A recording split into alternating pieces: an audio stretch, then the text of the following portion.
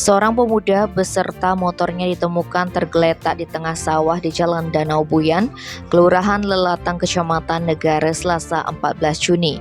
Saat ditemukan warga, pemuda usia 21 tahun berinisial WP sudah dipenuhi lumpur dan masih tertidur pulas di sebelah sepeda motornya. Saat dibangunkan warga, pemuda asal desa Tegal Badeng Timur itu masih terlihat linglung. Salah seorang warga yang berada di lokasi kemudian memvideokan kejadian itu dan viral di media sosial Facebook. Dalam video itu juga terlihat beberapa warga mencoba membangunkan pemuda itu serta menanyakan alamat rumahnya. Kapolsek Negara, AKP Gusti Made Sudarmo Putra mengaku langsung mendatangi rumah korban untuk meminta keterangan.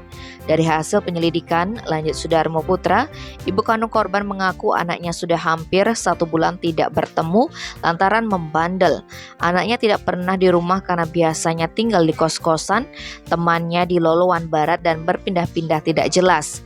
Sementara korban mengaku sebelum kejadian sempat mengkonsumsi minuman keras bersama temannya di sebuah kos-kosan di daerah Lelateng. Saat itu korban kehabisan rokok dan hendak membeli menggunakan sepeda motor. Lantaran kondisi sedang mabuk, korban terjatuh ke tengah sawah, kemudian perutnya terbentur stang motor hingga korban memutuskan untuk berbaring sejenak namun ketiduran hingga pagi hari. Tim Bali Express melaporkan.